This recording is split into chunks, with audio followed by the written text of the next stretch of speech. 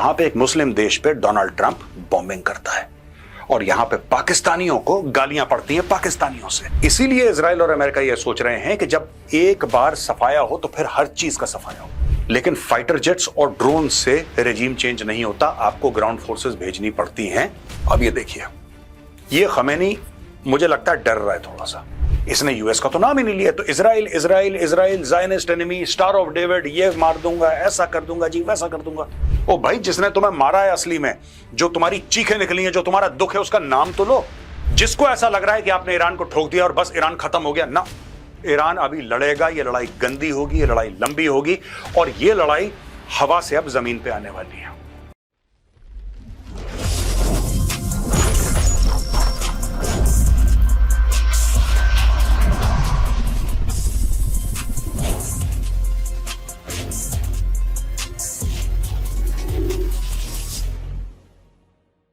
जय हिंद दोस्तों, मैं हूं मेजर गौरवारी और आप देख रहे हैं द चाणक्य डायलॉग्स।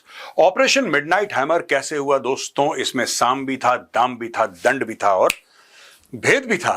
सब कुछ बताऊंगा किस तरीके से एक एक स्टेप से इनकी बातचीत हुई, यानी कि इजराइल और यूएस की, किस तरीके से पूरा छल ये प्लान करा गया, ईरान को किस तरीके से ठोका गया और खासतौर से पाकिस्तान का इसमें एक बहुत अहम रोल था। पाकिस्तानियों को आज की तारीख में बुरा लग रहा है। उन्होंने स्ट्राइक्स के करीब 48 घंटे पहले बड़ा हल्ला करा था कि साहब भारत को नीचा दिखाएंगे, और नीचा कैसे दिखाएंगे? डोनाल्ड ट्रंप को हम रिकमेंड कर देंगे नोबेल पीस प्राइज। वहां पे एक मुस्लिम देश पे डोनाल्ड ट्रंप बॉम्बिंग करता है और यहां पे पाकिस्तानियों को गालियां पड़ती हैं पाकिस्तानियों से। लोग कहते हैं अपना ईमान बेच दिया इस फील्ड मार्शल ने। यही बात तो मैं कह रहा था, लेकिन जब मैं ये बात कहता हूं पाकिस्तानियों को बड़ी चुभती है।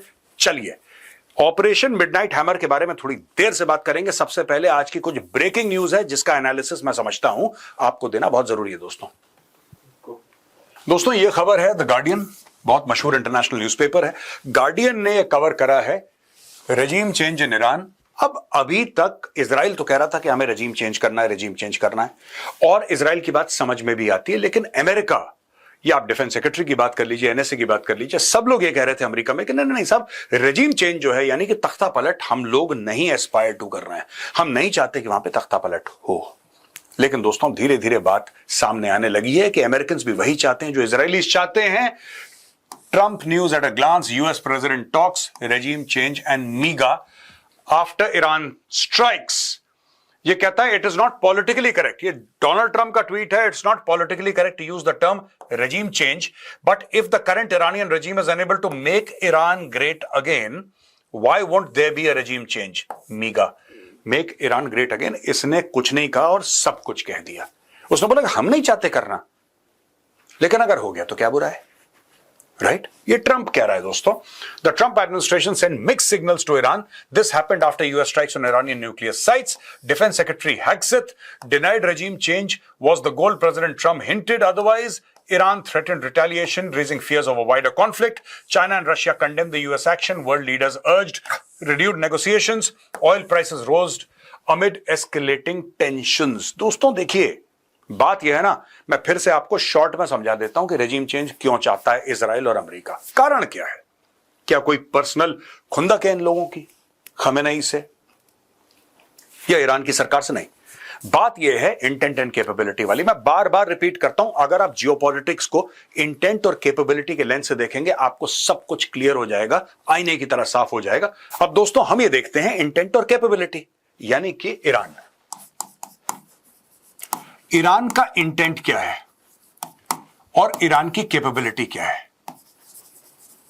ठीक है, ईरान का यह इंटेंट है कि हम इजराइल को बर्बाद कर दें, और कैपेबिलिटी जो डेवलप करना चाह रहा है वो है न्यूक्लियर प्लस बैलिस्टिक मिसाइल। अब बैलिस्टिक मिसाइल तो है उसके पास, लेकिन न्यूक्लियर नहीं है। दोनों अगर फ्यूज हो जाते हैं बड़ा खतरनाक कॉम्बिनेशन है, राइट? अगर कैपेबिलिटी में आपने न्यूक्लियर मार दिया, आपने इस्फहान, फोर्डो, आपने नातांज, आपने सब कुछ जो भी है XYZ, तो मैंने ऐसे 3 नाम लिए, और भी होंगे, सब कुछ आपने बर्बाद कर दिया, और आपने बैलिस्टिक मिसाइल के इनके साइलोज वाइलोज सब खत्म कर दिए, तो चलिए आप ये कह सकते हैं कि आपने इनकी कैपेबिलिटी तोड़ दी। लेकिन जब तक आप लीडरशिप को नहीं हटाएंगे, आपने फोड़ दिया, तोड़ दिया, सब बर्बाद कर दिया, पर लीडरशिप वही है खमेनाई की, वही लोग हैं, वही माइंडसेट है, वही आइडियोलॉजिकल डायरेक्शन है उन लोगों का। तो ये फिर मदद ले लेंगे नॉर्थ कोरिया की, चाइना की, रशिया की, किसी ना किसी की मदद। Pakistan is always there to sell nuclear secrets at the black market. वो तो ईमान अपना लाहौरी फट से बेच देता है, तो भाई वो तो है ही वहां पे। इसीलिए इजराइल और अमेरिका ये सोच रहे हैं कि जब एक बार सफाया हो तो फिर हर चीज का सफाया हो, फिर एक नई सरकार बने जो कि थोड़ा सा डेमोक्रेटिकली इंक्लाइंड हो, और ये न्यूक्लियर वगैरह का जितना भी ड्रामा है ये सारा का सारा टंटा कट जाए। आप देखिएगा, जो मैं बार बार कहता हूं, इंटेंट एंड कैपेबिलिटी बहुत इंपॉर्टेंट चीजें हैं दोस्तों। यहां पे फिर से एक बहुत बड़ी खबर आई है। Report flags unusual activity in satellite pics of Iran nuclear site. यहां पे साहब, US attack on Iran's Fordow nuclear plant cause severe damage to the deeply buried site and centrifuges. 6 holes in the mountain show where bunker busting bombs penetrated with disturbed ground visible. Iran likely moved near weapon grade uranium from Fordo before the strike to an undisclosed location. अच्छा देखिए ना, इसका मतलब कि यानी कि ये जो ऑपरेशन मिडनाइट हैमर है खत्म नहीं हुआ है। अगर ये शक होगा, देखिए लंबा चौड़ा मामला है, और ये बात नेतन्याहू भी कह चुका है कि आप ये मत समझना कि खत्म हो गया है, और ये भी मत समझना कि मैं लड़ाई को लंबा खींचूंगा, लेकिन जब तक मेरा काम खत्म नहीं होगा ये कार्रवाई चलती रहेगी। तो अभी ईरान के ऊपर दोस्तों कहीं ना कहीं मैं आपको बताता हूं, ईरान के ऊपर ये बमबारी चलेगी, और यूएस का जो ऑपरेशन मिडनाइट हैमर है ये भी आगे चलेगा। मैं ये नहीं कह रहा आज रात कोई बम गिरा देंगे, लेकिन you never know, you never know. अगर ये बात सच है, Iran likely moved near weapon grade uranium from Fordow before the strike to an undisclosed location, फिर मोसाद ढूंढेगा, फिर सीआईए ढूंढेगा कि भाई साहब ये अनडिस्क्लोज्ड लोकेशन है कौन सी, ये खुफिया लोकेशन है कौन सी। जब पता लगेगा यहां पे, तो फिर वहां पे भी बम गिरेगा। ये फोर्डो न्यूक्लियर फैसिलिटी है। ये देखिए साहब, ये पॉसिबल बॉम्ब एंट्री पॉइंट्स के बारे में बात कर रहे हैं लोग यहां पे, ठीक है। और ये इस्फहान में है। ये देखिए पूरा का पूरा आप देख सकते हैं, ये पूरा का पूरा ये डिस्ट्रॉय हो चुका है मामला। एक और चीज मैं आपको बताता हूं कि अगर इजराइल और अमेरिका ये चाहते हैं कि पूरा मामला खत्म हो जाए जड़ से, जिसको कहते हैं ना जड़ में मट्ठा डालना, आपको ग्राउंड ट्रूप्स आज नहीं तो कल, नहीं तो परसों, नहीं तो 1 साल के बाद भेजने पड़ेंगे। ड्रोन्स बहुत इंपॉर्टेंट होते हैं, फाइटर जेट्स बहुत इंपॉर्टेंट होते हैं, लेकिन फाइटर जेट्स और ड्रोन से रेजीम चेंज नहीं होता, आपको ग्राउंड फोर्सेस भेजनी पड़ती हैं। ये एक बात तय है, क्योंकि देखिए आप ऊपर से बमबारी करते रहेंगे, करते रहेंगे, करते रहेंगे, एक समय के बाद it will not matter, right. एक समय के बाद इट विल नॉट मैटर, क्योंकि लोग छुप जाएंगे जहां उनको छुपना है, माउंटेन्स में। आप बमबारी करते रहिए। जब अमेरिका भी अफगानिस्तान में गया था, शुरू में बहुत बमबारी करी, लेकिन फिर अमेरिकन को अफगानिस्तान के अंदर जाना पड़ा, इराक के अंदर जाना पड़ा। ये तय है ये बात। अगर आप चाहते हैं परमानेंट इलाज ईरान की, जो ये अयतुल्ला की रेजिम है, इसका परमानेंट इलाज हो, तो आपको कभी ना कभी ग्राउंड ट्रूप्स भेजने पड़ेंगे। अगर आपने नहीं भेजे, ये आपकी गलती होगी।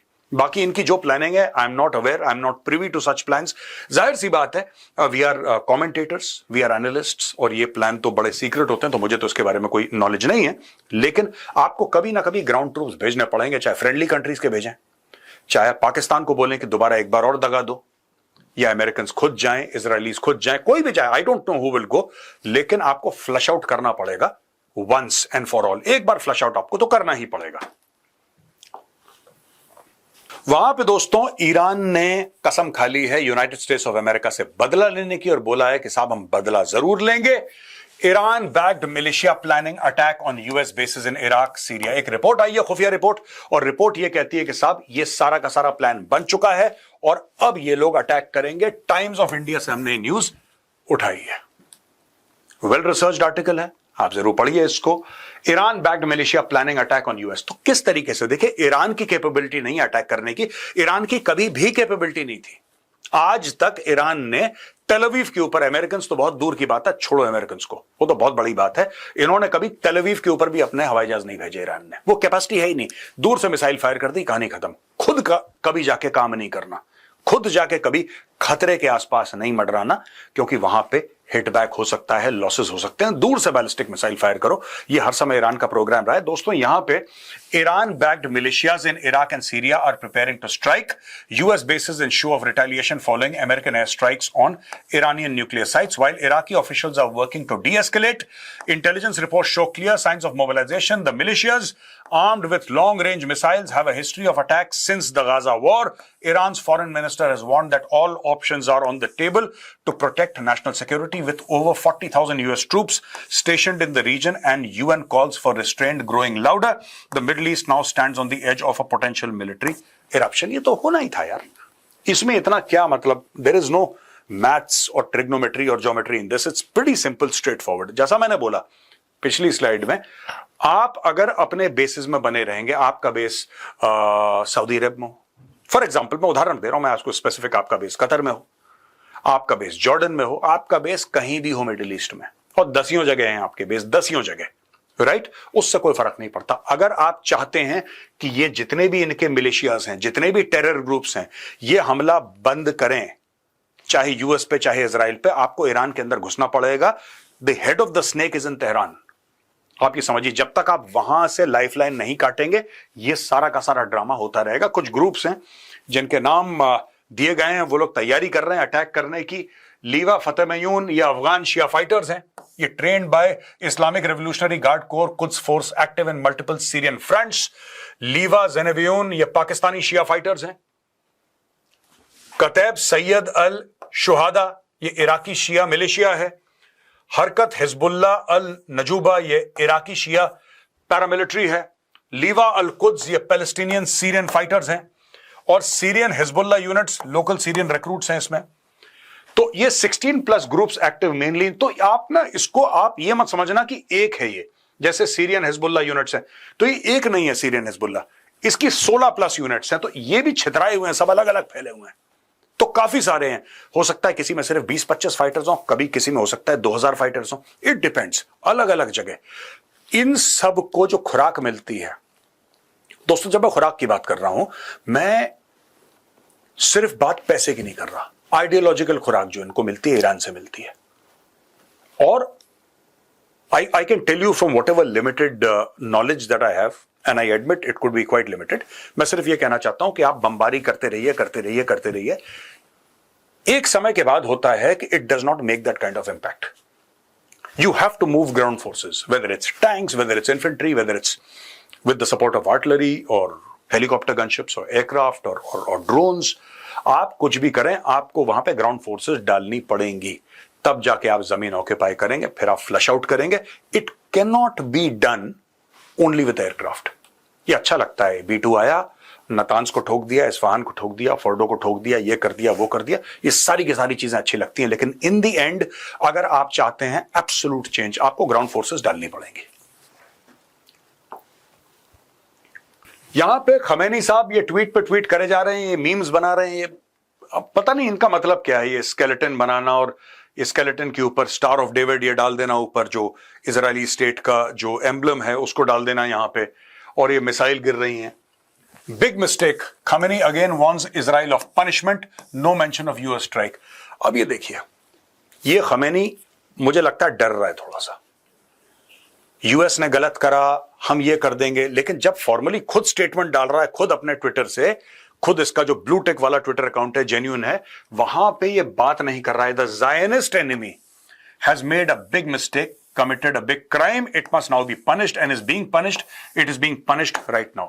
ये punished एक बार, punished दूसरी बार, punished तीसरी बार, 3 बार इन्होंने पनिश कर दिया 2 लाइनों में। अब ये देखिए, ये मीम बना के पनिश कर रहे हैं, ये मीम बना दिया इन्होंने। ऐसे लड़ेंगे आप यहूदियों के साथ मीम बना के। Ayatollah Khamenei warned Israel of punishment amidst US strike on Iranian nuclear facilities. आप देखिए, ये क्यों गुस्सा है? क्योंकि अमेरिकन ने बम मार दिए न्यूक्लियर फैसिलिटी पे, राइट? Operation midnight hammer. लेकिन क्या इसने अमेरिकन का नाम लिया? नहीं लिया।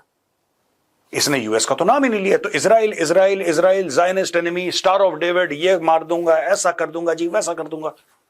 ओ भाई, जिसने तुम्हें मारा है असली में, जो तुम्हारी चीखें निकली हैं, जो तुम्हारा दुख है, उसका नाम तो लो, वो हिम्मत तो करो उसके नाम लेने की। भाई ने नाम ही नहीं लिखा। Punishment punishment punishment, punish punish punished, क्या क्या लिख रहा है इसमें।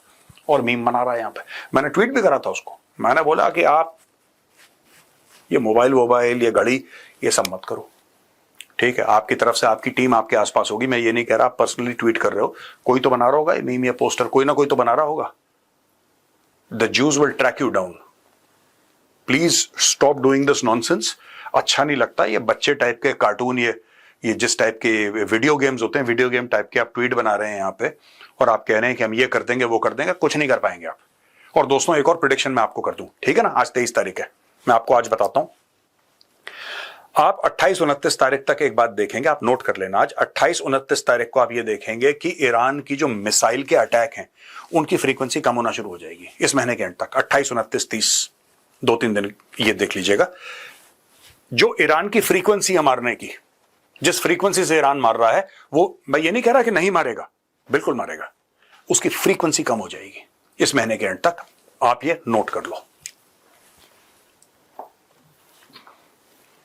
अब दोस्तों ये मैं आपको दिखाना चाहता हूं ऑपरेशन मिडनाइट हैमर, ये हुआ कैसे, इसके बारे में काफी डिस्कशन है और लोगों ने काफी डिमांड करी कि मेजर साहब ये करा कैसे, हम पूरा का पूरा विस्तार से समझना चाहते हैं। तो दोस्तों अब मैं आपको बताऊंगा ये किया कैसे। ये दोस्तों व्हाइटमैन एयरफोर्स बेस है, यहां से गए, यहां पे जाके ईरान में उसने बॉम्बिंग कर दी, ठीक है ना? B2s depart Whitman air force base, ये देखिए 21 जून को डिपार्ट करते हैं। Dozens of tankers at multiple aerial refuel points, क्योंकि डिस्टेंस बहुत ज्यादा था, बीच में रिफ्यूलिंग इनकी करवाई इन लोगों ने। अब यहां पे B2s joint support package in CENTCOM, that is central command. 21 ये देखिए bomber support package enter Iran, Iranian air space, यहां पे ये लोग एंटर करे, ठीक है जी। टाइम ऑन टारगेट ये देखिए साहब, ईस्टर्न डेलाइट टाइम 1840 सैटरडे को, और बॉम्बर्स एग्जिट ईरान, यानी कि ये 1840 को गए और 1930 को, यानी कि 50 मिनट के अंदर कर कुरा के इन्होंने थैंक यू बोला, bye bye, out. Dozens of tankers at multiple aerial refuel points, तो यहां पे गए होंगे यहां से इतनी दूर, तो यहां पे उनका जैसे कि रिफ्यूलिंग हुई या यहां पे रिफ्यूलिंग हुई, कहीं पे भी हुई, और ये अपना टास्क करके वापस आ गए। वहां पे सबमरीन्स का भी इस्तेमाल दोस्तों किया गया। ये देखिए साहब ऑपरेशन मिडनाइट हैमर, इसका नाम था command general Michael Erik Kurilla, right? Briefing US Secretary of Defense Pete Hegseth and chairman of joint chief of staff general Dan Caine. Targets 3 nuclear sites, ये हम आपको बता चुके हैं, Fordow, Natanz and Isfahan. 14 GBU-57 मारे इन लोगों ने, 14 of them, can you imagine, 14 मारे इन्होंने। 75 precision guided weapons, 125 aircraft, B2 bombers, 4th 5th generation fighter. इसमें 4th 5th जनरेशन क्या है, इसमें आपके F-35 होंगे, इसमें आपके F-16 होंगे, आपके F-18 हॉर्नेट होंगे, आपके F-15 ईगल हो सकते हैं, मैं आप जो हो सकता है इनके पास, राइट? और टोमाहॉक मिसाइल्स भी फायर करी। दोस्तों टोमाहॉक मिसाइल एक खास किस्म की मिसाइल है, सबसोनिक मिसाइल है ये सुपरसोनिक नहीं है, ये ध्वनि की गति से कम चलती है, लेकिन 1500 किलोमीटर की इसकी मारक क्षमता है। आप एक्यूरेसी में और स्पीड में समझ लीजिए कि ब्रह्मोस का छोटा भाई है, लेकिन डिस्टेंस मारने में ब्रह्मोस का बड़ा भाई है। ब्रह्मोस 300-400, ये 1500 किलोमीटर, तो डिस्टेंस में जमीन आसमान का फर्क है। एक्सीलेंट मिसाइल, और ये काफी समय से यूज कर रहे हैं। अर्ली 90s में इन्होंने वॉर में भी यूज करी थी ये मिसाइल, टोमाहॉक की मिसाइल। ये सबमरीन से, ये सबमरीन में मारी है अभी, ये largest B2 spirit bomber strike in US history, और एग्जीक्यूशन हाल है decoy B2 package sent into Pacific for misdirection. पहले इन्होंने पैसिफिक ओशन में दोस्तों इन्होंने ऐसे ही एक भेज दिया, यानी कि B2 बॉम्बर जोड़े, क्योंकि पूरी दुनिया भैया सैटेलाइट से और हर जगह से लोग देखते हैं, क्योंकि सबको पता है कि अमेरिका आ सकता है, लड़ाई में आ सकता है, तो इन्होंने झूठ कहीं और भेज दिए, miss direction, right? Disinformation campaign, इन्होंने कहीं और भेजे पैकेज। जब कहीं और भेजे तो फिर लोगों को लगा कि वहां पे जा रहे हैं, चुपचाप से यहां पे आके बॉम्बिंग इन्होंने कर दी। Force protection, elevated force protection across Iraq, Syria, Gulf before the strike, US remains on high alert. अब इसमें यह हुआ है कि जब ये गए हैं तो कोई भी Iranian surface to air missile Iran को पता ही नहीं लगा। आप ये देखें ना, ये लोग कह रहे हैं 125 एयरक्राफ्ट गए, 125 एयरक्राफ्ट कम होते हैं, 125 एयरक्राफ्ट गए हैं भाई, 125 एयरक्राफ्ट, और ईरान को पता ही नहीं लगा। ईरान को पता नहीं लगा, एक surface to air missile fire नहीं हुई, एक उनका हवाई जहाज टेक ऑफ नहीं हुआ। इनको पता ही नहीं लगा। पूरी ईरानियन इतना बड़ा मामला IRGC का फैला रखा है, ईरानियन एयरफोर्स, नेवी, आर्मी, शार्मी, किसी को कख पता नहीं लगा। वो आज सब कुछ निपटा के वापस चलेगा। ये सिर्फ ऐसे देखते रहे कि भाई साहब, और लोग हैं ईरान में जो वीडियो बना रहे हैं। Can you imagine? आम सिविलियंस को पता लग गया कि अटैक हो रहा है, आम सिविलियंस वीडियो बना रहे हैं, वीडियो सर्कुलेट कर रहे हैं अपने फोन से, लेकिन Iranian armed forces news zero, उनको पता ही नहीं था कि क्या हो रहा है। दोस्तों, force protection in regional posture, force protection measures were elevated. तो ये हर जगह ना जो फोर्स प्रोटेक्शन लेवल होते हैं खुद के फोर्स को प्रोटेक्ट करने के, उनको रेज कर दिया गया। No warning was given to regional US forces about the exact operation to maintain operational security, opsec, operational security. इसके बारे में किसी को नहीं बताया गया, खुद के लोगों को नहीं बताया अमेरिका ने कि भाई हम लोग यहां से जा रहे हैं, जॉर्डन में अगर एयरफोर्स बेस है, उसको नहीं पता क्या होने वाला है। They know nothing, right? उनको नहीं बताया, क्योंकि जितने लोगों को पता लगेगा फिर लीक्स का चांस रहता है। इन्होंने बताया नहीं किसी को। The US remains postured to defend its troops and allies against any Iranian और proxy retaliation. Congressional leaders were notified after the planes were safely out in compliance with the War Powers Act. एक बार हो गया, बमबारी हो गई, Iran के air space से निकल गए, तब कांग्रेशनल लीडर्स को पूरा का पूरा इन्होंने बताया कि साहब ठीक है, ये हमने काम कर दिया है। Public and private messages were sent to Iran urging return to the negotiating table. अच्छा, response to media questions, the battle damage assessment. अब ये तो चीजें हैं कि कितना डैमेज हुआ, अब वो बाद में आएगा। मिशन के इंडिकेटर्स होंगे, ऑब्जेक्टिव्स मीट हुए नहीं हुए, ये बाद की कहानी है दोस्तों। ईरान तो कभी आके बोलेगा नहीं कि ये हो गया भैया तुमने, ईरान ने तो ये कि हमें कुछ नहीं हुआ, हमें कुछ नहीं हुआ। वही पाकिस्तान वाली चीज की कितनी भी मार पड़े, कुछ नहीं हुआ। तो भैया जब आप ये कह रहे हो कि GBU 57 आपने गिराए हैं और थोक के हिसाब से गिराए हैं, और आप कह रहे हो कुछ नहीं हुआ, surprising and very hard to believe. तो दोस्तों, ये छोटा सा वीडियो था, मैंने सोचा आपको बताऊं कि क्या क्या हो रहा है, किस तरीके से ऑपरेशन मिडनाइट हैमर प्लान हुआ और इसके रिपरकशन में और क्या क्या हो सकता है। आप देखना आगे चल के आपको ये पता लगेगा क्या क्या हो सकता है इसके रिपरकशन में। और ईरान अभी चुप नहीं बैठेगा। जिसको ऐसा लग रहा है कि आपने ईरान को ठोक दिया और बस ईरान खत्म हो गया, ना, ईरान अभी लड़ेगा। ये लड़ाई गंदी होगी, ये लड़ाई लंबी होगी, और ये लड़ाई हवा से अब जमीन पे आने वाली है। ये जमीन पे आएगी लड़ाई। अभी तक तो हवाई चल रही है ना, बैलिस्टिक मिसाइल फलाना ढिमका। अभी और अटैक्स होंगे, और वो अटैक ग्राउंड पे होंगे, यूएस फोर्सेस पे होंगे। कोई बैठा है जॉर्डन में, वहां पे एक अटैक हो गया, कोई सऊदी अरब में बैठा है, वहां पे हल्ला बोल। इस टाइप की काफी सारी चीजें होने वाली हैं, और ये बहुत जल्दी हो जाएंगी। आप देख लेना, अगले हफ्ते, 1.5 हफ्ते, 2 हफ्ते के अंदर ये सारा का सारा प्रोग्राम शुरू होने वाला है। तो आज का वीडियो यहीं पे खत्म होता है दोस्तों। पसंद आया तो उस वीडियो को लाइक करिए, हमारे चैनल को सब्सक्राइब करिए, बेल आइकन दबाना बिल्कुल मत भूलिएगा। जय हिंद, वंदे मातरम, भारत माता की जय।